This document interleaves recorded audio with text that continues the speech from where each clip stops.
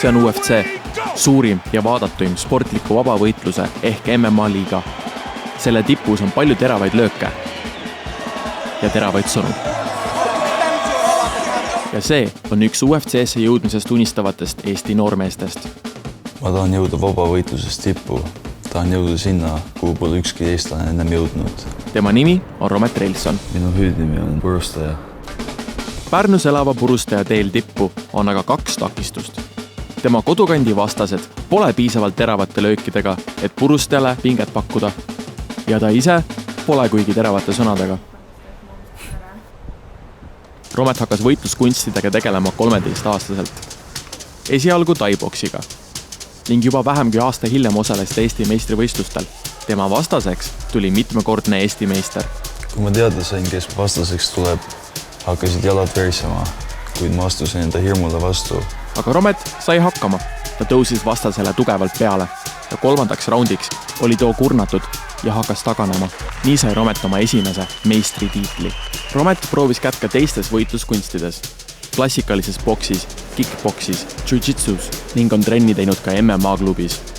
Aga seda vaid üksikud korrad.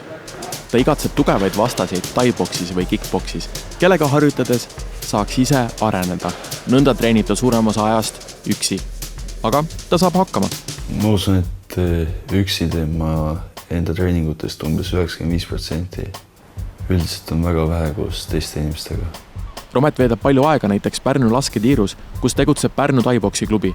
Aga nagu ikka, treenib ta ka siin enamasti üksi. Juba 3 aastat pole Rometil ka treenerit. Hoopis ta ise treenib teisi, tehes neist üleöö meistreid. Nii läks näiteks ühe tema tuttava tüdrukuga, kelles sai Rometi käe all Eesti meister taiboksis 1 aastaga. Vaid 18-aastane Romet on 4-kordne Eesti meister taiboksis ning 2-kordne Eesti meister ja Balti meister kickboksis. Ja ta ei ole kunagi ühtegi matši kaotanud. Ta esitab väljakutseid aina vanematele vastastele. Enda unust on juba võidetud kõik. Ja plaanib sel aastal Pärnust Tallinnasse kolida, kus on ehk lihtsam leida tugevamaid vastaseid teravamate löökidega. Peale tehnika on minu jaoks tegelikult vist kõige olulisem üldse see võitlustahe, et kui palju sa üldse tahad võita ja võidelda vastasega ja kui palju sa seda naudid. Näib, et purustaja löögid on tipuks valmis. Aga kas ta on valmis UFC-st tuliseks sõnavahetuseks? Ma olen seda mõelnud, aga väga mitte, aga ma usun, saaks hakkama põhjadeks.